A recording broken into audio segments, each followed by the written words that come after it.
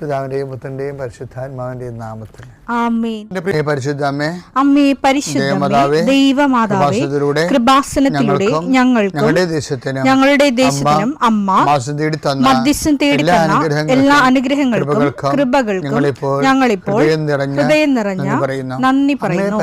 അമ്മേ പരിശുദ്ധമേ, ദൈവമാതാവേ, 2004 ഡിസംബർ 7 ഉച്ചകഴിഞ്ഞ് 2:30 കൃപാസനത്തിൽ സംഭവിച്ച അമ്മയുടെ പ്രത്യക്ഷപ്പെടലിനെ കുറിച്ച് തിരുസഭയ്ക്ക് സമർപ്പിച്ചിരിക്കുന്ന പഠനരേഖകളുടെ മേൽ സഭാത്മകമായ പഠനം ആരംഭിക്കുവാൻ ഞങ്ങൾ പ്രാർത്ഥിക്കുന്നു.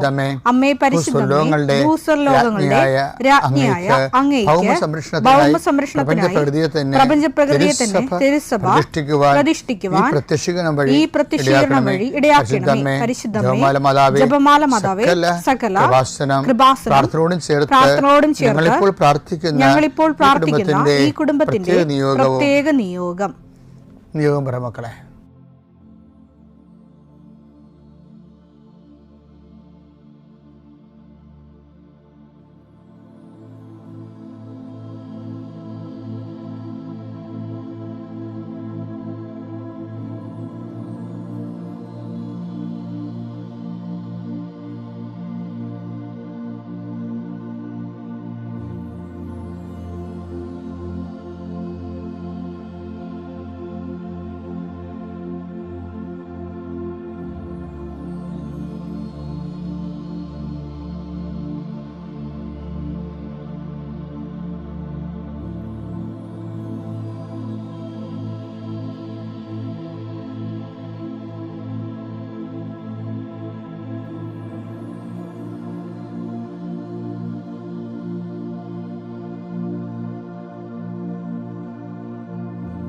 അമ്മയുടെ പ്രത്യക്ഷീകരണത്തിന്റെ ഈ അനുഗ്രഹവേളയിൽ ഞങ്ങൾക്ക് സാധിച്ചു തരുവാൻ കനിയണമേ. ആമേൻ. വിശ്വാസ പ്രമാണം.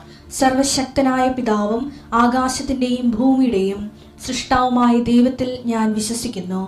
അവിടുത്തെ ഏകപുത്രനും ഞങ്ങളുടെ കർത്താവുമായ ഈശോമിശിഹായിലും ഞാൻ വിശ്വസിക്കുന്നു.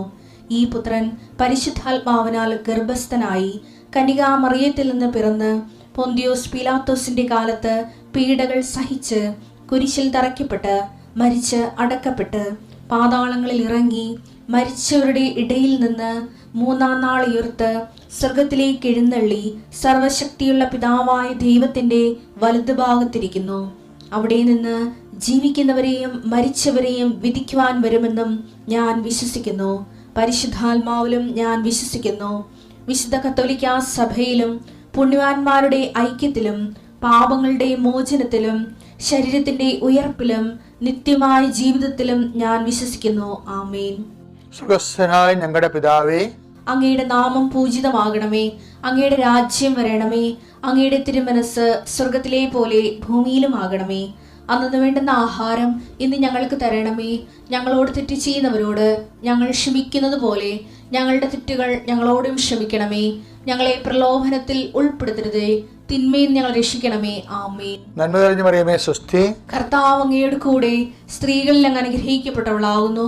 അങ്ങയുടെ ഉദരത്തിൻ ഫലമായി ഈശോ അനുഗ്രഹിക്കപ്പെട്ടവനാകുന്നു. പരിശുദ്ധ മറിയമേ, തമ്പുരാന്റെ അമ്മേ, പാപികളായ ഞങ്ങൾക്ക് വേണ്ടി ഇപ്പോഴും ഞങ്ങളുടെ മരണസമയത്തും തമ്പുരാനോട് അപേക്ഷിക്കണമേ. ആമേൻ. കർത്താവേ, നിന്റെ ഉന്നതമായ നാമത്തിന് സ്വസ്ത്രം ചെയ്യുന്നു. കർത്താവേ, നിന്റെ വിശുദ്ധ പൗരോഹിത്യത്തെ മഹത്വപ്പെടുത്തുന്നു. കർത്താവേ, 40 വർഷം ഞാൻ അർപ്പിച്ച കുർബാനയുടെ യോഗ്യതയായി കൃപാസനത്താറെ ജീവനോടെ പ്രത്യക്ഷപ്പെട്ട പരിശുദ്ധ അമ്മയുടെ മാധ്യസ്ഥത്തിൽ ഞാൻ മക്കളെ ഈശോ നാമത്തെ ആശീർവദിക്കുന്നു.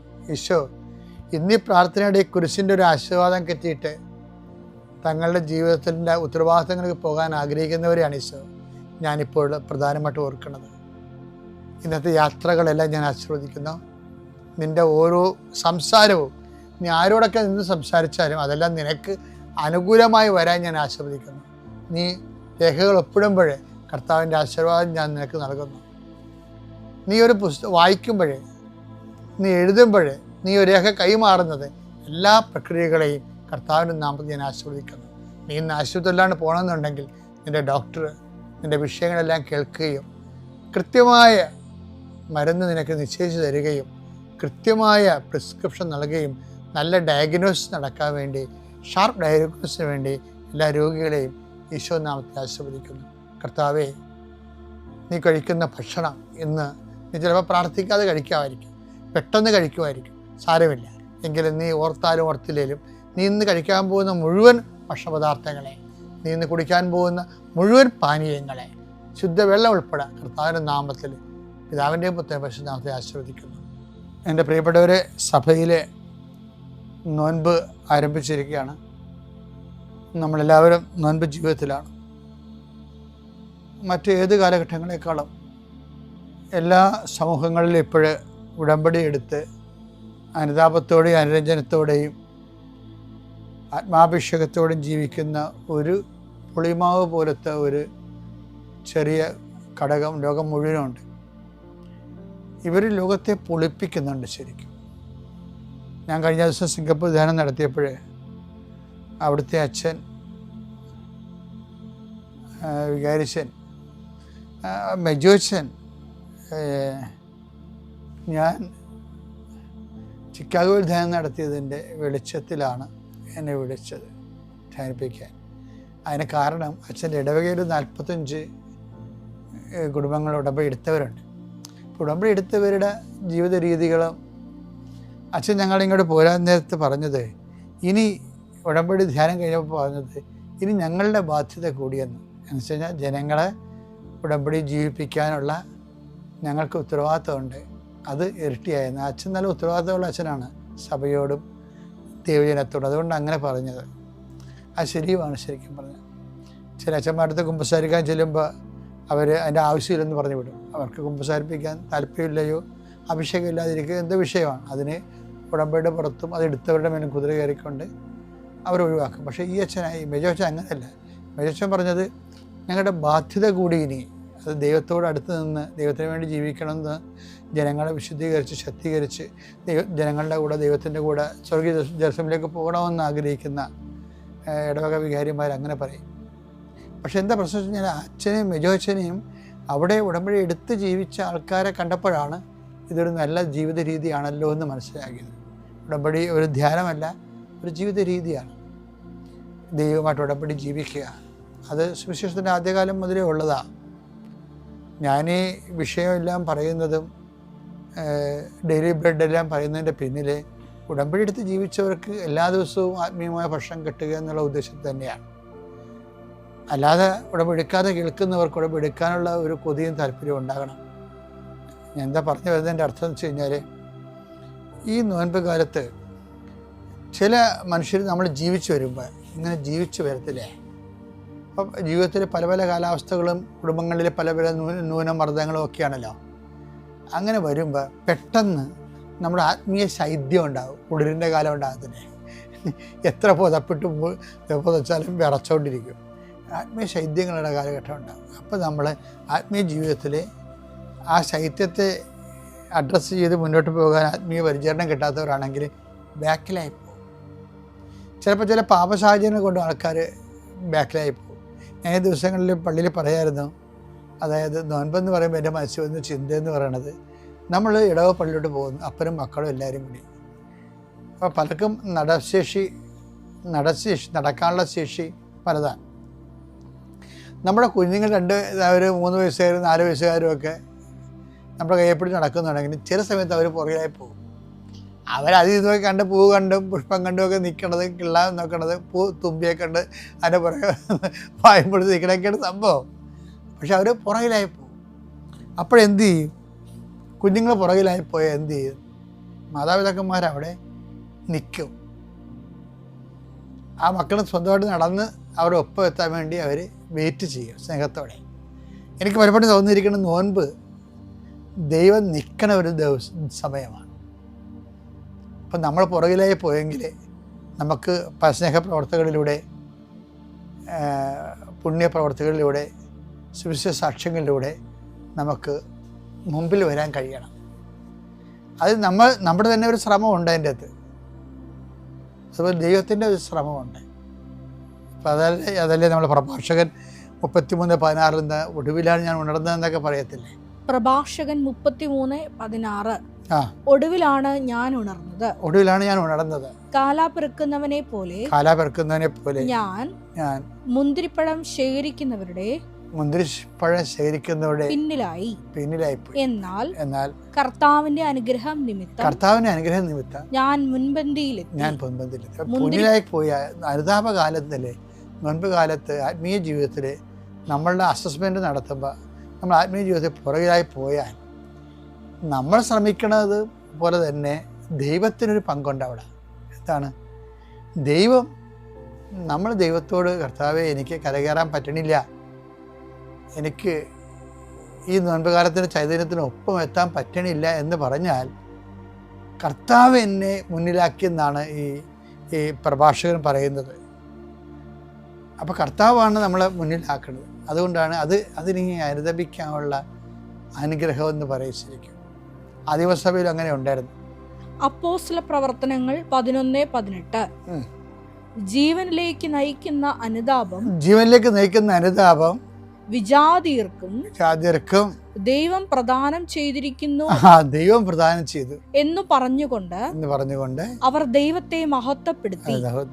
അപ്പൊ ദൈവം പ്രദാനം ചെയ്യും ജീവനിലേക്ക് നയിക്കുന്ന അനുതാപം. ഇപ്പൊ കലാപറക്കുന്നവരെപ്പോൾ ഞാൻ പിന്നിലായി പോയി, കർത്താവ് എന്നെ അനുഗ്രഹിച്ച് എല്ലാവർക്കും മുന്നേ എത്താൻ സഹായിച്ചെന്നവർ. അപ്പൊ ഇൻ കേസ് അത്യാവശ്യ ജീവിതത്തിൽ നീ പുറകിലായി പോയി എങ്കിൽ നീ പ്രാർത്ഥനയിലെ, പരിശ്രമത്തിലെ, പ്രത്യാശയിലെ കർത്താവിൻ്റെ തിരുസന്നിധിയിൽ കർത്താവെ എന്നെ നോൻപിൻ്റെ അരൂപിയാൽ അഭിഷേകം ചെയ്യണമേ, നഷ്ടപ്പെട്ട ആധ്യാത്മിക ചൈതന്യം തിരിച്ചു പിടിക്കാൻ എന്നെ സഹായിക്കണമെന്ന് ചോദിച്ചാൽ, നീ പ്രാർത്ഥിച്ചാൽ തീർച്ചയായിട്ടും നിനക്ക് ഒപ്പമെത്താൻ കഴിയും. ദൈവം നിങ്ങൾ അനുഗ്രഹിക്കട്ടെ. എന്നോട് പ്രത്യക്ഷപ്പെട്ട പരിശുദ്ധ അമ്മയ്ക്കും തിരുക്കുമാരനും കോടാനുകൂടി നന്ദി അർപ്പിക്കുന്നു. എൻ്റെ പേര് അനീറ്റ, ഇതെൻ്റെ മമ്മി ഫിലോമിന. ഞങ്ങൾ എറണാകുളം ചേരാനല്ലൂർ നിത്യസഹായ മാതാ ദേവാലയത്തിൽ നിന്നാണ് വരുന്നത്. എൻ്റെ അമ്മ 2022 ഒക്ടോബറിൽ ഇവിടെ വരികയുണ്ടായി. ഞാനും എൻ്റെ മമ്മിയും മമ്മിയുടെ അനിയത്തിയുടെ മകനും കൂടിയാണ് വന്നത്. അപ്പം മമ്മിയും അനിയത്തിയാണ് അന്ന് ഉടമ്പടി എടുത്തത്. ഞാൻ ഇവിടെ ഇരുന്ന് ആ സമയം മുഴുവൻ ഇവിടെ ഇരുന്ന് പ്രാർത്ഥിക്കുകയായിരുന്നു.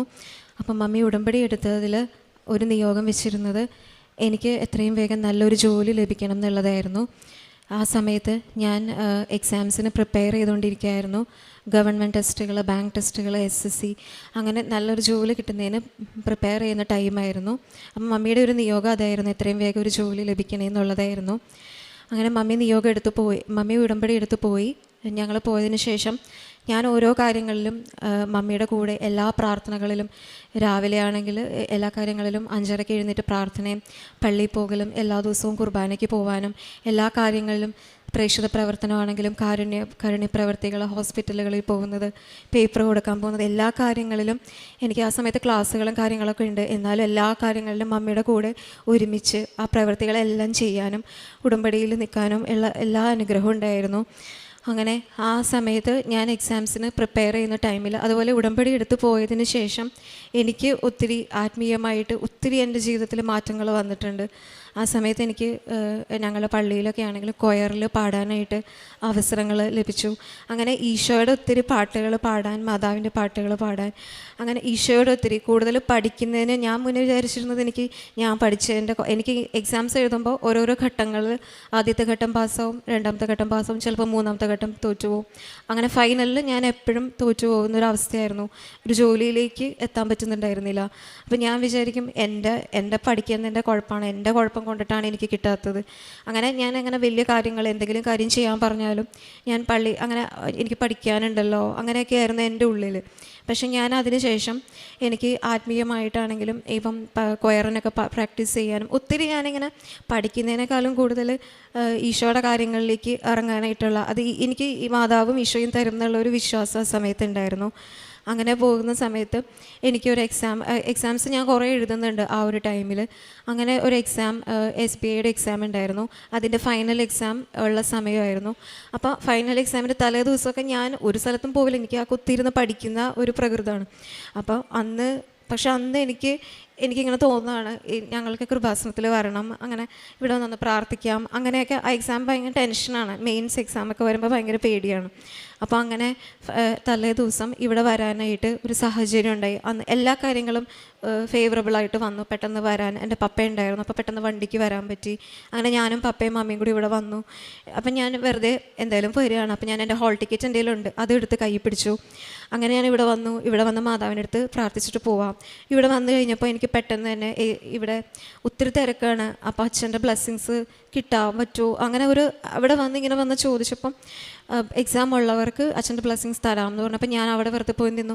പെട്ടെന്ന് തന്നെ എനിക്ക് ഒട്ടും വെയിറ്റ് ചെയ്യേണ്ടിയൊന്നും വന്നില്ല. പെട്ടെന്ന് തന്നെ എനിക്ക് അച്ഛൻ ഹോൾ ടിക്കറ്റ് കൊടുത്തപ്പോൾ തന്നെ എനിക്ക് ടോക്കൺ കിട്ടി. അങ്ങനെ ഞാൻ ഇവിടെ വന്ന് ഇവിടെ അൾത്താരയിൽ കയറി നിൽക്കാനായിട്ട് അങ്ങനെ അച്ഛൻ്റെ ബ്ലെസ്സിങ്സ് കിട്ടി. അച്ഛൻ എനിക്കൊരു ചെറിയ കാശുരൂപം തന്നു. ഇവിടെ ഒത്തിരി കുട്ടികളുണ്ടായിരുന്നു. അങ്ങനെ എല്ലാവരെയും അച്ഛൻ ബ്ലെസ് ചെയ്ത കൂട്ടത്തിൽ എന്നെയും ബ്ലെസ് ചെയ്ത് പ്രാർത്ഥിച്ചു. അപ്പോൾ എനിക്ക് ഭയങ്കര ഒരു കോൺഫിഡൻസ് ആയി. അങ്ങനെ ഒരു ചെറിയ കാശുരൂപം എൻ്റെ കയ്യിലുണ്ട്. അങ്ങനെ പിറ്റേ ദിവസം അന്ന് ഞാൻ ശരിക്കും പ്രത്യേകിച്ചൊന്നും പഠിക്കാനോ ഒന്നും, കാരണം വൈകുന്നേരമായി വീട്ടിൽ ചെന്ന് പിറ്റേ ദിവസം എക്സാമാണ്, പിന്നെ എന്തൊക്കെയോ അങ്ങനെയാണ്. പക്ഷെ മാതാവ് എനിക്ക് ഭയങ്കര ഒരു വിശ്വാസമാണ്. അങ്ങനെ ഞാൻ പിറ്റേ ദിവസം എക്സാമിന് പോയി. എക്സാം ആണെങ്കിലും എപ്പോഴത്തെയും പോലെ തന്നെ എക്സാം എന്തൊക്കെയോ ഞാൻ പഠിച്ചിട്ടുണ്ട്, എങ്ങനെയൊക്കെയോ ഞാനത് എഴുതി ഞാൻ തിരിച്ചു പോന്നു. പിന്നെയാണെങ്കിലും ഓരോ കാര്യങ്ങൾ ഇതുപോലെ തന്നെ പോയിക്കൊണ്ടിരിക്കുകയാണ്. എക്സാമൊക്കെ എഴുതി. പക്ഷേ ആ എക്സാമിൽ എൻ്റെ മാതാവ് എന്നെ ജയിപ്പിച്ചു. അങ്ങനെ എനിക്ക് ആ ജോലി എനിക്ക് ലഭിച്ചു. അങ്ങനെ SBIയിൽ ജോലിയിൽ റിസൾട്ട് വന്നു, എനിക്ക് കിട്ടി. ആ സമയത്ത് പെട്ടെന്ന് തന്നെ 1 മാസത്തിനുള്ളിൽ എനിക്ക് അപ്പോയിൻമെൻറ്റ് ഓർഡർ, എല്ലാ കാര്യങ്ങളും പെട്ടെന്നാണ്. 1 മാസത്തിനുള്ളിൽ എനിക്ക് ജോയിൻ ചെയ്യണം. പക്ഷെ ഞാൻ റിസൾട്ട് വന്ന് നമുക്കൊന്ന് ഒരുങ്ങാനോ ഒരു കാര്യവും എനിക്ക് ചെയ്യാനുള്ള ടൈം കിട്ടിയിട്ടില്ല.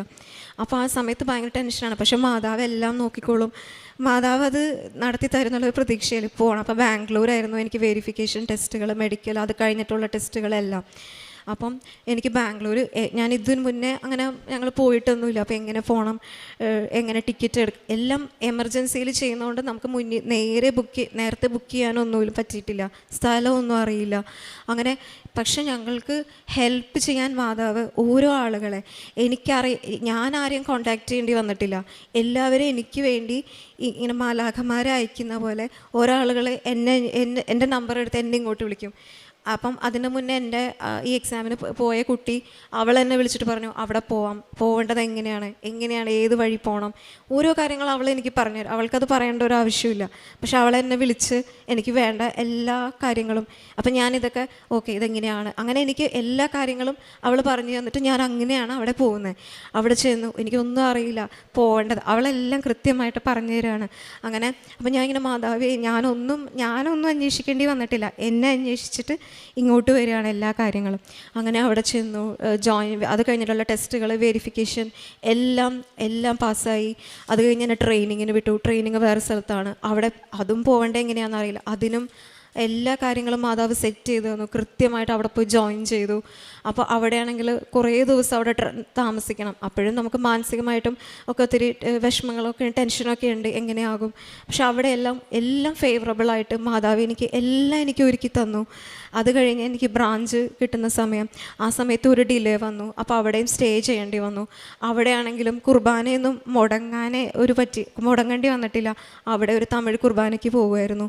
അങ്ങനെ അവിടെയും പോവാൻ അവിടുത്തെ അച്ഛൻ എന്തു പറ്റി മോളെ, വിഷമം എന്താണ്, അങ്ങനെ വന്നിട്ട് ഞങ്ങളോട് വന്ന് സംസാരിച്ചു. അച്ഛൻ പറഞ്ഞു എല്ലാം ഓക്കെ. അങ്ങനെ എല്ലാ കാര്യങ്ങളും അച്ഛനെ ബ്ലസ് ചെയ്തു. ഒരു ദിവസത്തെ കുർബാന എനിക്ക് വേണ്ടി അവിടെ ചൊല്ലി. എല്ലാ കാര്യങ്ങളും മാതാവ് ഇങ്ങനെ ഒരുക്കി തന്നുകൊണ്ടിരുന്നു. അങ്ങനെ എനിക്ക് ജൂനിയർ അസോസിയേറ്റ് ആയിട്ടാണ് കിട്ടിയത്. എന്നിട്ട് അവിടെ ചെന്ന് ബ്രാഞ്ച് കിട്ടി. ബ്രാഞ്ചിലോട്ട് എങ്ങനെ പോകണം, പപ്പയും മമ്മിയും എൻ്റെ കൂടെ ഉണ്ടായിരുന്നില്ല ആ സമയത്ത്, ഞാൻ ഒറ്റയ്ക്കായിരുന്നു. അപ്പോൾ ബ്രാഞ്ച് കിട്ടിയപ്പോൾ എനിക്ക് സ്ഥലമൊന്നും അറിയില്ല. അപ്പോൾ എൻ്റെ ബ്രാഞ്ചിൻ്റെ ഹെഡ് അവിടെ നിന്നൊരു മീറ്റിങ്ങിനുണ്ടായിരുന്നു. ആ സാർ എന്നെ കാറിൽ കൊണ്ടുപോയി ആ സാറിൻ്റെ കാറിൽ എന്നെ ഡ്രോപ്പ് ചെയ്തു. ഞാൻ അങ്ങനെ അവിടെ ചെന്നു. അവിടെ അങ്ങനെയാണെങ്കിലും ആ ബ്രാഞ്ചിലാണെങ്കിലും എല്ലാം ഫേവറബിളായിട്ട് പുതിയൊരു സ്റ്റാഫ് വരണം. പക്ഷേ എല്ലാം എനിക്ക് ഫേവറബിളായിരുന്നു അവിടെ. അത് കഴിഞ്ഞ് പപ്പയ്ക്കും മമ്മിക്കും തിരിച്ചു പോരണം. എനിക്ക് അവിടെ സ്റ്റേ എവിടെയാണെന്ന് അറിയില്ല ഒന്നും, കാരണം എനിക്ക് പരിചയമില്ലാത്ത സ്ഥലം. പെട്ടെന്നൊരു സ്റ്റേ റെഡിയാക്കണം, സമയമില്ല.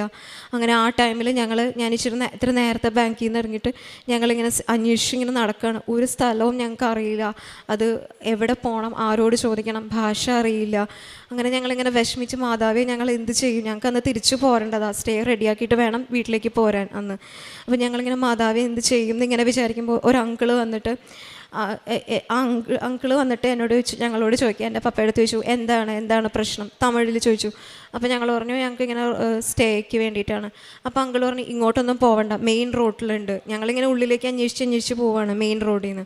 അങ്ങനെ തിരിച്ച് ഞങ്ങളെ അങ്കിള് വീണ്ടും കൊണ്ടുവന്ന് മെയിൻ റോഡിൽ എനിക്ക് 5 മിനിറ്റ് മതി നടന്ന് ജോലി സ്ഥലത്തേക്ക് പോകാം.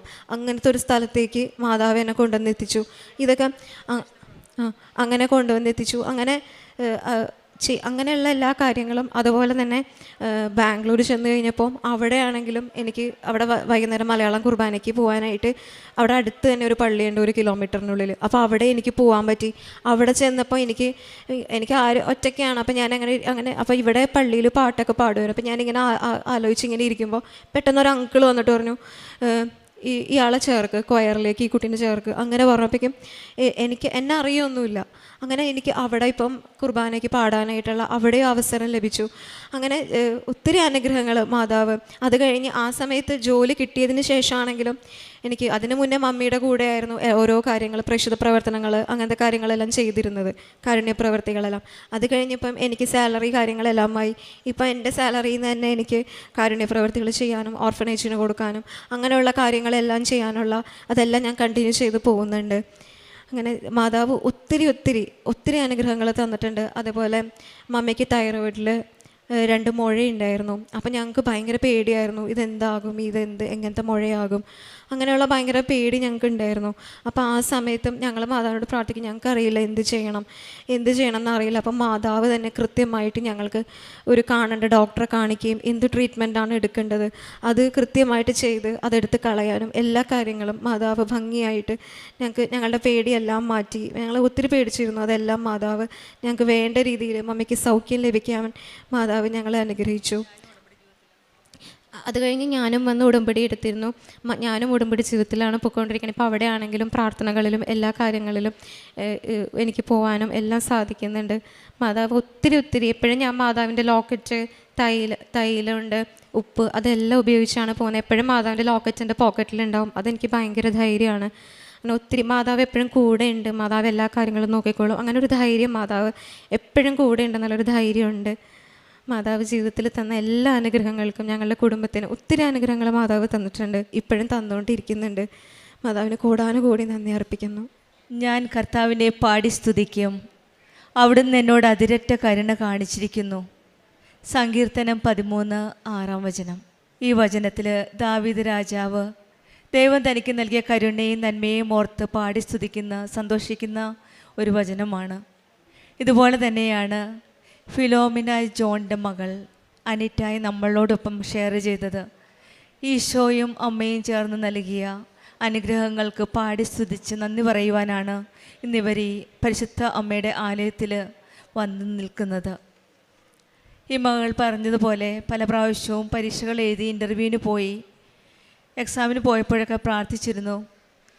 പക്ഷെങ്കിൽ ഉടമ്പടി ജീവിതത്തിൽ വന്നതിന് ശേഷം അമ്മയും മകൾക്കും വലിച്ച അനുഗ്രഹങ്ങൾ വേറൊരു രീതിയിലായിരുന്നു.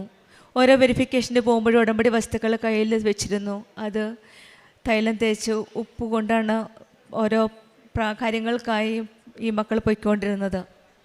അച്ഛൻ്റെ ബ്ലെസ്സിങ് കിട്ടി, ഇവിടെ വന്ന് പ്രാർത്ഥിച്ചു. അതൊക്കെ പെട്ടെന്ന് മനസ്സിൽ വരുന്ന ഓരോ ആഗ്രഹങ്ങൾ മാതാവ് പറഞ്ഞു ചെയ്യിക്കുന്ന പോലെ മാതാവിൻ്റെ ഈശോയുടെ ഇടപെടൽ ഈ മകളുടെ ജീവിതത്തിൽ ഒത്തിരി പ്രാവശ്യം നമുക്ക് കാണുവാൻ സാധിക്കും. മാതാവ് പല രീതിയിലും ഇവരുടെ ജീവിതത്തിൽ കടന്നു ചെന്ന് അനുഗ്രഹിക്കുകയാണ്. റോമക്കാർക്ക് എഴുതിയ ലേഖനത്തിൽ പറഞ്ഞ പോലെ ദൈവത്തിൽ നിന്ന് പ്രശംസ ലഭിക്കുവാൻ തക്കവണ്ണം പ്രവർത്തിക്കുക. ഇവരും ദൈവത്തിൽ നിന്ന് അനുഗ്രഹം ലഭിക്കാൻ തക്കവണ്ണം ഇവരത്രമാത്രം പ്രാർത്ഥിച്ചതിൻ്റെ ഫലമായിട്ടാണ് ഈ മകൾ ഇന്ന് ബാംഗ്ലൂരിൽ ഉള്ള SBI ബാങ്കിൽ ജൂനിയർ അസോസിയേറ്റായിട്ട് ജോലി ചെയ്യുന്നത്. ഇതെല്ലാം ഈ മകൾ പറയുന്ന എൻ്റെ മെറിറ്റ് അല്ല, ഇത് കർത്താവിൻ്റെ ഒരു അനുഗ്രഹമായിട്ടാണ് ഈ മക്കൾ കണക്കാക്കുന്നത്.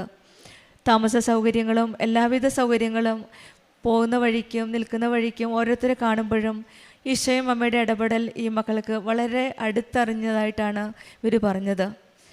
ഈവനൊരു ചെറിയ കാര്യമായിട്ട് കുർബാനയ്ക്ക് പോകുന്ന ആഗ്രഹം പോലും പ്രകടിപ്പിച്ചപ്പോൾ അതിനനുസരിച്ചുള്ള ഒരു സ്ഥലമാണ് ഇവർക്ക് കൊടുത്തിരിക്കുന്നത്. ഈശോയും അമ്മയും കൊടുത്ത രോഗസൗഖ്യത്തെ പറ്റിയും പറഞ്ഞിരുന്നു. അമ്മയെ അമ്മയ്ക്ക് വേണ്ടി പ്രാർത്ഥിച്ചിരുന്നു. വളരെ ഭയമുണ്ടായിരുന്നു. എന്നിട്ടും ഈശോയും അമ്മയും ചേർന്ന് നിന്ന് ഇവിടെ നല്ലൊരു രോഗസൗഖ്യമാണ് ട്രീറ്റ്മെൻറ്റിൽ കൂടെ കൊടുത്തത്. എല്ലാ അനുഗ്രഹങ്ങൾക്കും ഇവർ പൂർണ്ണ ഹൃദയത്തോടെ നന്ദി പറയുന്നു. വീണ്ടും മുന്നോട്ടും കർത്താവിൻ്റെ പാടി സ്തുതിച്ച് ഈശോയുടെ അതിരറ്റ സ്നേഹത്തിന് കരുണയ്ക്കുമായി നന്ദി പറഞ്ഞുകൊണ്ട് മുന്നോട്ട് പോകാനാണ് ഇവരുടെ ആഗ്രഹം. ഈശോയും അമ്മയും കനിഞ്ഞു നൽകിയ എല്ലാ അനുഗ്രഹങ്ങൾക്കും ഇവരുടെ ജീവിതത്തിൽ കൊടുത്ത പ്രത്യേകിച്ചും ലഭിച്ച ഈ വലിയൊരു ജോലിക്കും എല്ലാ അനുഗ്രഹങ്ങൾക്കുമായി നമുക്ക് കരങ്ങളടിച്ച് ഈശോയെ മഹത്വപ്പെടുത്താം. ഒരു ജൂബി ജോയ് എന്നാണ്. ഞാൻ കുറ്റിക്കാട് സെൻറ്റ് സെബാസ്റ്റ്യൻ ചർച്ച് ചാലക്കുടി അവിടെ നിന്നാണ് വരുന്നത്. ഈശോയ്ക്കും മാതാവിനും നന്ദി. ഞാൻ 2019 എൻ്റെ മമ്മി ഉടമ്പടി എടുത്തത്. അപ്പം എപ്പോഴും മമ്മി എനിക്ക് മാതാവിൻ്റെ കാര്യവും ഉടമ്പടിയുടെ കാര്യമൊക്കെ ഇപ്പോഴും പറയും. ഞാൻ ജർമ്മൻ പഠിക്കാനായിട്ട് പത്തനംതിട്ടയിൽ ഞാൻ ക്ലാസ്സിന് കയറി. അപ്പം അവിടെ എല്ലാവർക്കും ഓരോ ഇൻ്റർവ്യൂ സെക്ഷനും കാര്യങ്ങളൊക്കെ ഈ പഠനത്തോടൊപ്പം ഇൻ്റർവ്യൂവും കാര്യങ്ങളൊക്കെ നടത്തുന്നുണ്ട്. അപ്പോൾ മിക്കവർക്കും ഇൻ്റർവ്യൂ കിട്ടുകയും എടുക്കുകയൊക്കെ ചെയ്യുന്നുണ്ട്. പക്ഷേ എനിക്കൊരു ഇൻ്റർവ്യൂവിൻ്റെ കോളോ കാര്യങ്ങളോ ഒന്നും വരുന്നില്ല പഠിക്കുന്നതിൻ്റെ ഇടയിൽ തന്നെ. അപ്പം ഞാൻ മമ്മിയുടെ അടുത്ത് വിഷമിച്ച് ഞാനിങ്ങനെ കാര്യങ്ങൾ പറഞ്ഞു. അപ്പം മമ്മി എനിക്കാണെങ്കിൽ നമ്മൾക്ക് മാതാവിൻ്റെ ഇങ്ങനെ ലോക്കറ്റ് മമ്മി എനിക്ക് തന്നിട്ടുണ്ടായിരുന്നു. അപ്പം ഞാൻ ആ ലോക്കറ്റ് കയ്യിൽ മമ്മീൻ്റെ അടുത്ത് പറഞ്ഞു, ആ ലോക്കറ്റ് കയ്യിൽ പിടിച്ചിട്ട് നീ പ്രാർത്ഥിക്ക്, ഇൻ്റർവ്യൂവിന് ഇരിക്ക്, നിനക്ക് കിട്ടുമെന്ന് മമ്മി പറഞ്ഞു. അപ്പോൾ അതനുസരിച്ച് ഞാൻ ആ ലോക്കറ്റ് പിടിച്ചിട്ട് ഞാൻ ഇൻ്റർവ്യൂ സെക്ഷനിലിരുന്നു. അപ്പം എല്ലാവർക്കും ഒരാഴ്ച അല്ലെങ്കിൽ 2 ആഴ്ചയൊക്കെ കഴിഞ്ഞിട്ടാണ് ഇൻ്റർവ്യൂവിൻ്റെ റിസൾട്ട് വരുത്തുള്ളൂ. ഞാൻ ഇൻ്റർവ്യൂ കൊടുത്ത സമയത്ത് തന്നെ ആ എംപ്ലോയർ ഓൺ ദ സ്പോട്ടിൽ തന്നെ എൻ്റെ അടുത്ത് പറയുകയാണ് എന്നെ സെലക്ട് ചെയ്തു എന്ന് പറയുകയാണ്. അപ്പോൾ എനിക്ക് ഭയങ്കരമായിട്ട് ആകെ മൊത്തത്തിൽ ഷോക്കായി. എന്ന് വെച്ചാൽ എനിക്ക് അവർ ചോദിക്കുന്നത് എന്താണെന്ന് നമുക്ക് കൃത്യമായിട്ട് മനസ്സിലൊന്നും ആവുന്നില്ല. പക്ഷേ എന്തൊക്കെയോ ഞാൻ പറയുന്നുണ്ട്. അപ്പോൾ ആ ഒരു ഇതിൽ എനിക്ക് അപ്പം തന്നെ സെലക്ഷൻ കിട്ടിയെന്ന് പറഞ്ഞു കഴിഞ്ഞാൽ എനിക്ക് ഭയങ്കര ഒരു സന്തോഷവും മാതാവിനോട് ഞാൻ നന്ദി പറയുമായിരുന്നു. എന്നിട്ട് ഞാൻ മമ്മീൻ്റെ അടുത്ത് വിളിച്ച് പറഞ്ഞു, മമ്മി ഇതുപോലെ എനിക്ക് ഇൻ്റർവ്യൂവിൽ സെലക്ഷൻ കിട്ടി, എനിക്ക് ഉടമ്പടി എടുക്കണമെന്ന് പറഞ്ഞു. അപ്പം മമ്മി പറഞ്ഞു, നീ ഇങ്ങനെ പഠിക്കുകയൊക്കെ അല്ലേ, നിനക്ക് ഉടമ്പടി എടുത്താൽ അതിൻ്റേതായിട്ടുള്ള രീതിയിൽ നോക്കാനെടുക്കാനൊന്നും പറ്റില്ല. അപ്പം അങ്ങനെ പറഞ്ഞു, നിനക്ക് പറ്റില്ല, അപ്പം ഞാൻ എടുത്തിട്ടുണ്ട്, ഞാൻ നിനക്ക് വേണ്ടി പ്രാർത്ഥിക്കാമെന്നൊക്കെ പറഞ്ഞു. പക്ഷേ എനിക്ക് അപ്പം മാതാവിൻ്റെ ഒരു ഇതിൽ എനിക്ക് ആ ഇൻ്റർവ്യൂ കിട്ടിയതിൻ്റെ ആ ഒരു ഇതിൽ ഞാൻ പറഞ്ഞു, ഇല്ല മമ്മി എനിക്ക് ഉടമ്പടി എടുക്കണം, ഞാൻ എടുക്കും. എന്നാൽ എനിക്കൊരു കോൺഫിഡൻസ് കുറവുണ്ടായിരുന്നു, നമുക്ക് ആ ഉടമ്പടിയുടെ ആ രീതിയിൽ നമുക്ക് മുന്നോട്ട് പോകാൻ പറ്റുമോ ഇല്ലയോ എന്നുള്ളൊരു കോൺഫിഡൻസ് കുറവുണ്ടായിരുന്നു. എങ്കിൽ പോലും പക്ഷേ എനിക്ക് മാതാവിൻ്റെ ഒരു അനുഗ്രഹം കിട്ടിയതിലൂടെ ഞാൻ തീരുമാനിച്ചു എനിക്ക് ഉടമ്പടി എടുത്തേ പറ്റുള്ളൂ, എനിക്ക് എടുക്കണം എന്നുള്ള തീരുമാനിച്ച് മമ്മിയുടെ അടുത്ത് പറഞ്ഞ് ഞാൻ അങ്ങനെ കൃപാസനത്തിൽ വരികയും 2023 ഞാൻ 7-ാം തീയതി കൃപാസനത്തിൽ വരികയും ഉടമ്പടി എടുക്കുകയും ചെയ്തു. ആദ്യത്തെ ഉടമ്പടി എടുത്തു. ഉടമ്പടി എടുത്തു കഴിഞ്ഞ് വീട്ടിൽ അതേ ഉടമ്പടി പ്രകാരമുള്ള ഡെയിലി കുടുംബ പ്രാർത്ഥനയും കാര്യങ്ങളൊക്കെ നടത്തുന്ന സമയത്ത് ഉടമ്പടി എടുത്ത 88ാമത്തെ ദിവസം ഞാനിങ്ങനെ പ്രാർത്ഥിച്ചുകൊണ്ടിരിക്കുക, ഞങ്ങൾ കുടുംബ പ്രാർത്ഥന എത്തിച്ചുകൊണ്ടിരിക്കുക. അപ്പം എൻ്റെ വീടിൻ്റെ എൻട്രൻസ് എന്ന് പറഞ്ഞു കഴിഞ്ഞാൽ ഈ കുടുംബ പ്രാർത്ഥന എത്തിക്കുന്ന രൂപത്തിൻ്റെ ഒരു സൈഡിലായിട്ടാണ് ആ എൻട്രൻസ് വരുന്നത്. അപ്പോൾ ഞങ്ങളുടെ പ്ലൈവുഡിൻ്റെ ഒരു കതകാണുള്ളത്. അപ്പം ഞാൻ വെറുതെ പ്രാർത്ഥനയുടെ ഇടയിൽ എൻ്റെ ശ്രദ്ധ ഒന്ന് അങ്ങോട്ട് പോയി. ആ കതകിൽ പോയി കഴിഞ്ഞപ്പം ഒരാളിൻ്റെ രൂപത്തിലുള്ള ക്രൂശിതനായ ഈശോയുടെ രൂപം ഞാൻ കണ്ടു. അപ്പം എനിക്കത് ഫുള്ളായിട്ട് നല്ല ക്ലിയർ ആയിട്ട് എനിക്ക് കാണാൻ പറ്റുന്നുണ്ട്. പക്ഷേ ഞാനാണെങ്കിൽ എൻ്റെ അടുത്ത് മോനിരിക്കുന്നുണ്ട്. മോനോട് ചോദിക്കുന്നുണ്ട്, മോനെ നിനക്ക് ആ പ്ലൈവുഡിൽ എന്തെങ്കിലും കാണുന്നുണ്ടോ, ഡോറിൽ എന്തെങ്കിലും കാണുന്നുണ്ടോ, മോനോട് ചോദിക്കുന്നുണ്ട്. പക്ഷെ അവർക്കൊന്നും കാണുന്നില്ല, എനിക്ക് മാത്രമാണത് കാണുന്നത്. അപ്പം എൻ്റെ തോന്നലായിരിക്കുമെന്ന് ഞാൻ വിചാരിച്ച് ഞാൻ വീണ്ടും കുടുംബ പ്രാർത്ഥനയൊക്കെ കഴിഞ്ഞിട്ട് വീണ്ടും അവിടെ നോക്കുമ്പോൾ അത് അങ്ങനെ തന്നെ തെളിഞ്ഞ് നിൽക്കുന്നുണ്ട്.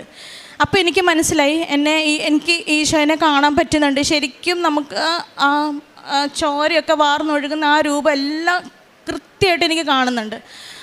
88ാമത്തെ ദിവസം. അപ്പം അത് കഴിഞ്ഞ് ഞാൻ ഉടമ്പടി പുതുക്കാൻ വന്നപ്പോൾ ഞാൻ ഇവിടെ സിസ്റ്ററിൻ്റെ അടുത്ത് ഞാൻ ചോദിച്ചു, ഇങ്ങനെ എനിക്ക് കാണുന്നുണ്ട് സിസ്റ്റർ എന്ന് പറഞ്ഞു കഴിഞ്ഞപ്പം അത് നിനക്ക് ഓരോ അനുഗ്രഹങ്ങൾ തരുന്നതാണ്, നീ അത് വെച്ച് പ്രാർത്ഥിക്കുക എന്നൊക്കെ പറഞ്ഞു. അത് കഴിഞ്ഞ് ഉടമ്പടി ഇതുപോലെ പുതുക്കാൻ തുടങ്ങി. ഞാൻ എക്സാമിൻ്റെ സമയമായി. ഞാൻ ജർമ്മൻ പഠിക്കാൻ തുടങ്ങിയിട്ട് 5 വർഷമായി. അപ്പം എക്സാമിൻ്റെ ഓരോ ഇതിനിടയിലാണ് എക്സാമിൻ്റെ സമയത്ത് ഞാൻ ഈ ഉപ്പും കാര്യങ്ങളൊക്കെ ഇട്ടിട്ടാണ് ഈ എക്സാം എഴുതുന്നത്. അപ്പോൾ ആദ്യത്തെ എക്സാം പാസ്സായില്ല. രണ്ടാമത് പോയി ഒരു മൊഡ്യൂൾ, പിന്നെ പോയി ഒരു മൊഡ്യൂൾ, അങ്ങനെ കിട്ടി. സ്പീക്കിങ്ങിനാണെങ്കിൽ എനിക്ക് നമ്മുടെ അവിടെ അങ്ങനെ സ്പീക്കിങ് വലിയതായിട്ട് ഇത് കൊടുക്കുന്നില്ല. അപ്പം അത്രയും പെർഫെക്റ്റായിട്ട് സ്പീക്കിംഗ് എനിക്ക് കിട്ടുന്നില്ല.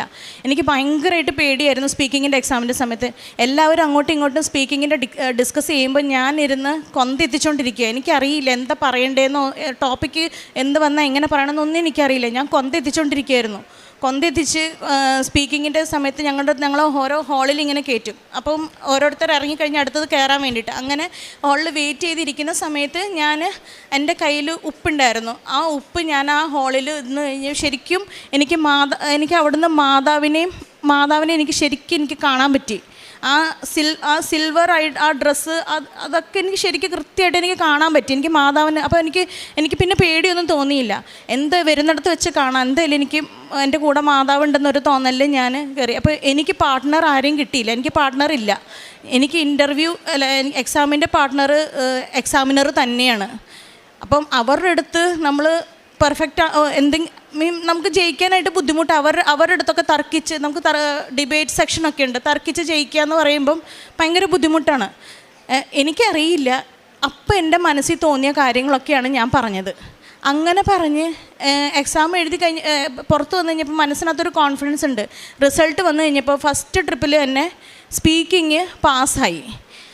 അത് ഭയങ്കര ഒരു അനുഗ്രഹമായിട്ട് അപ്പോഴും എനിക്ക് എന്താ പറഞ്ഞാൽ മനസ്സിനകത്ത് ഭയങ്കര സന്തോഷമായി. മാതാവ് എന്നെ ഇത്രത്തോളം അനുഗ്രഹിക്കുന്നുണ്ട്. അപ്പം പിന്നെ എനിക്ക് ലാംഗ്വേജ് ഒരു എന്താ പറഞ്ഞാൽ ഒരു ചെറിയൊരു അഹങ്കാരം പോലെ ഉണ്ടായിരുന്നു. എനിക്ക് ലാംഗ്വേജ് നന്നായിട്ട് പറയാൻ പറ്റും, എനിക്ക് കോൺഫിഡൻസ് ഉണ്ട്, ലാംഗ്വേജിനോട് ഭയങ്കര ഇതുണ്ട്. അങ്ങനെ ഒരു ചിന്ത എൻ്റെ മനസ്സിലുള്ള കാരണം കൊണ്ട് 15 പ്രാവശ്യം ഞാൻ എക്സാം എഴുതി. റൈറ്റിങ് 1 മാർക്ക് 2 മാർക്കിനാണ് പോണത്. എനിക്ക് 3 മൊഡ്യൂളും കിട്ടി. സ്പീക്കിംഗ് ഒക്കെ ഒറ്റ സെഷനിൽ കിട്ടി. റൈറ്റിംഗ് മാത്രം കിട്ടുന്നില്ല. ഞാൻ 15 പ്രാവശ്യം ഞാൻ എഴുതി, എന്നിട്ടും റൈറ്റിംഗ് പാസ്സാവുന്നില്ല. എൻ്റെ ഇൻ്റർവ്യൂകൾ ജയിച്ചതൊക്കെ എനിക്ക് പോയി. എല്ലാ പ്രതീക്ഷയും നഷ്ടപ്പെട്ടു. ഒരു തരത്തിലും എനിക്ക് മുന്നോട്ട് പോകാൻ പറ്റാണ്ട് ഞാൻ ആകെ തകർന്നിരുന്നു. ഈ കഴിഞ്ഞ വർഷം അപ്പോൾ 5 വർഷമായി ഇതിൻ്റെ പുറകെ നടക്കാൻ തുടങ്ങിയ. സാമ്പത്തികമായിട്ടും മാനസികമായിട്ടൊക്കെ ഭയങ്കര ബുദ്ധിമുട്ടിലാണ്. അങ്ങനെ ഇരിക്കുമ്പോഴാണ് ഡെയിലി ബ്രെഡിൽ അച്ഛൻ്റെ ഇത് കേൾക്കുന്നത്. അച്ഛൻ ഡോക്യുമെൻ്റ് സമർപ്പിച്ച് പ്രാർത്ഥിക്കാനായിട്ട് അച്ഛൻ വിളിച്ച് പറയുന്നത്. ഡോക്യുമെൻ്റ് എടുക്കാനായിട്ട് സമയം തന്നു. ആ സമയത്ത് എനിക്ക് എൻ്റെ കയ്യിൽ വേറെ ഡോക്യുമെൻറ്റുകളൊന്നുമില്ല. പണ്ടങ്ങാണ്ട് ഇൻ്റർവ്യൂ കൊടുത്തതിൻ്റെ ഒരു പേപ്പർ എങ്ങാണ്ട് അവിടെ ഇരുന്നു. ബാക്കിയൊക്കെ പേപ്പർ ഞാൻ കത്തിച്ച് കളയുകയും ചെയ്തേ. അപ്പോൾ ഒരു പേപ്പർ എങ്ങാണ്ട് ഇരുന്ന് ആ പേപ്പർ ഞാൻ എടുത്തിട്ട് എന്താ പറഞ്ഞാൽ എനിക്ക് ജർമ്മനിയായിട്ട് റിലേറ്റഡ് ആയിട്ട് എൻ്റെ കയ്യിൽ വേറെ ഒന്നുമില്ല മാതാവേ, ഇതേ ഉള്ളൂ എന്ന് പറഞ്ഞിട്ടാണ് ആ ഡോക്യുമെൻ്റ് സമർപ്പിച്ചിട്ടാണ് ഞാൻ പ്രാർത്ഥിക്കാൻ തുടങ്ങിയത്. എല്ലാ പ്രതീക്ഷയും നഷ്ടപ്പെട്ട് മനസ്സിനകത്ത് വേറെ ചിന്തകൾ എന്തൊക്കെയോ എന്താ പറയുക, എത്രത്തോളം പ്രാർത്ഥിച്ചിട്ടും എൻ്റെ കാര്യം നടക്കുന്നില്ല. അങ്ങനെ ഒരു തോന്നലിൽ തകർന്നിട്ടാണ് ഞാൻ ഇതിൽ പ്രാർത്ഥിച്ചുകൊണ്ടിരുന്നത്. വിശ്വസിക്കാൻ പറ്റത്തില്ല. നെക്സ്റ്റ് ഡേ തന്നെ എന്നെ വിളിച്ചിട്ട് പറയാണ്, ജൂബി കോൺഗ്രാറ്റ്സ്, നിനക്ക് വിസയുടെ അപ്പോയിൻമെൻറ്റ് റെഡിയാക്കാനായിട്ട് എംപ്ലോയർ തീരുമാനിച്ചു എന്ന് പറഞ്ഞിട്ട് എന്നെ എൻ്റെ ഏജൻറ്റ് വിളിച്ച് പറയാണ്. എനിക്ക് പെട്ടെന്നൊരു ഷോക്കായി. എന്താ വെച്ച് കഴിഞ്ഞാൽ ഇനി വിചാരിക്കുന്നത് ഞാൻ എക്സാം പോലും പാസ്സായിട്ടില്ല. 3 മൊഡ്യൂൾ വെച്ചിട്ട് 3 മൊഡ്യൂളേ ഉള്ളൂ എൻ്റെ കയ്യിൽ. എക്സാം പോലും ഞാൻ പാസ്സായിട്ടില്ല. അപ്പം നിനക്ക് വിസയ്ക്ക് ഡേറ്റ് എടുക്കാനായിട്ട് എംപ്ലോയർ തീരുമാനിച്ചു. അപ്പം ഞാൻ ചോദിച്ചു ഏത് ഇതാണ്. ഞാൻ കുറേ ഇൻ്റർവ്യൂ പിന്നെ കൊടുക്കുകയൊക്കെ ചെയ്തു. ഒക്കത്തിൽ സെലക്ഷൻ കിട്ടുന്നുണ്ട്. ഈ പാസ്സാവാത്ത കാരണം കൊണ്ട് ഒക്കെ റിജക്റ്റായി പോവുമായിരുന്നു. എന്നിട്ട് എനിക്ക് ഡോക്യുമെൻ്റ് അയച്ചു തന്നു കഴിഞ്ഞപ്പം ആ ഈ ഡോക്യുമെൻറ്റും ഞാൻ വെച്ച് പ്രാർത്ഥിച്ച ഡോക്യുമെൻ്റ് നോക്കി കഴിഞ്ഞപ്പോൾ എന്താണ്, ഒരേ സെയിം ഹോസ്പിറ്റലിൽ നിന്നാണ് ഞാൻ പ്രാർത്ഥിച്ച അതേ ഡോക്യുമെൻ്റ് അതേ ഹോസ്പിറ്റലിൽ നിന്നാണ് എനിക്ക് കോൾ വന്നേക്കുന്നത്.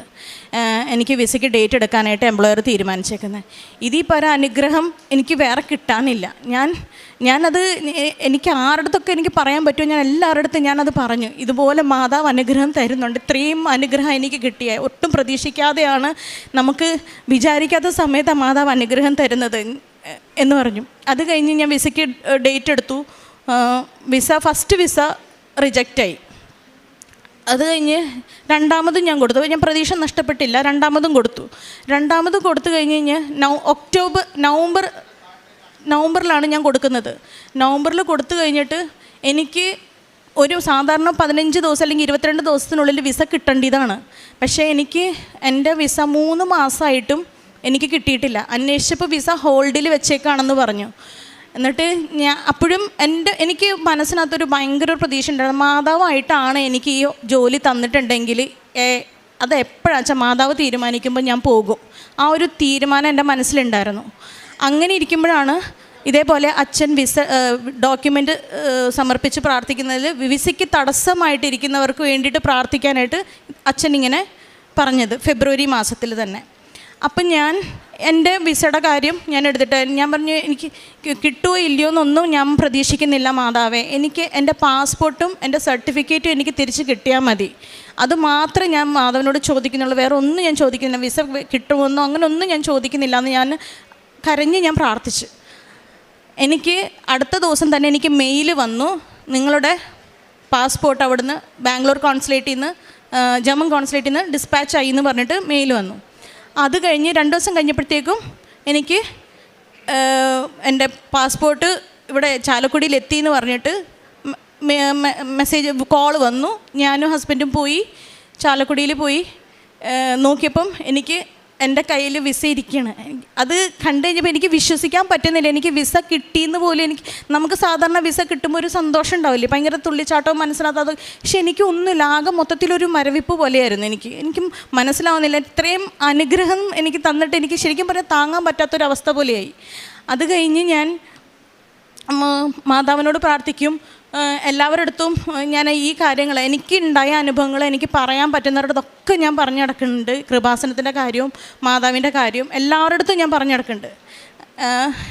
കാരുണ്യ പ്രവർത്തനം എന്ന് പറഞ്ഞു കഴിഞ്ഞാൽ ഞാൻ ഈ ഹോസ്പിറ്റലുകളിലൊക്കെ ഫുഡ് കൊടുക്കാനായിട്ട് നമ്മുടെ അടുത്ത് നിന്ന് ഇങ്ങനെ കൊണ്ടുപോകാനായിട്ട് വരും. അപ്പം അങ്ങനെ എനിക്ക് കൊടുക്കാൻ പറ്റുന്നതൊക്കെ ഞാൻ അങ്ങനെ ഭക്ഷണം പാക്ക് ചെയ്ത് കൊടുക്കുകയും പിന്നെ പത്രം കൊടുക്കലെന്ന് പറഞ്ഞു കഴിഞ്ഞാൽ ട്രെയിനിൽ ഞാൻ ഈ 10-15 പ്രാവശ്യം എക്സാം എഴുതിയില്ല. ഓരോ പ്രാവശ്യം ഇവിടെ വരുമ്പം 5-6 കെട്ടും പത്രം ഞാൻ ഇവിടുന്ന് കൊണ്ടുപോകും. എന്നിട്ട് ട്രെയിനിൽ ഓരോ ബോഗിയിലും കയറി ഇറങ്ങി ആണ് ഞാൻ പത്രം കൊടുത്തിരുന്നത്. ഈ വിസയ്ക്ക് ഡേറ്റ് എടുക്കാനും ട്രിവാൻഡ്രം ഒക്കെ പോകുമ്പോഴും എല്ലാ സമയത്തും ഞാൻ ഈ പത്രം വിതരണമാണ് ട്രെയിനിലാണ് ഞാൻ ചെയ്യുന്നത്. ട്രെയിനിലും ബസ്സിലൊക്കെയാണ് ഞാൻ പത്രം വിതരണം നടത്തിക്കൊണ്ടിരുന്നത്. ഇനിയും പറയാൻ ചെറുതും വലുതുമായിട്ടുള്ള കുറേ അനുഗ്രഹങ്ങൾ മാതാവ് എനിക്ക് തന്നിട്ടുണ്ട്.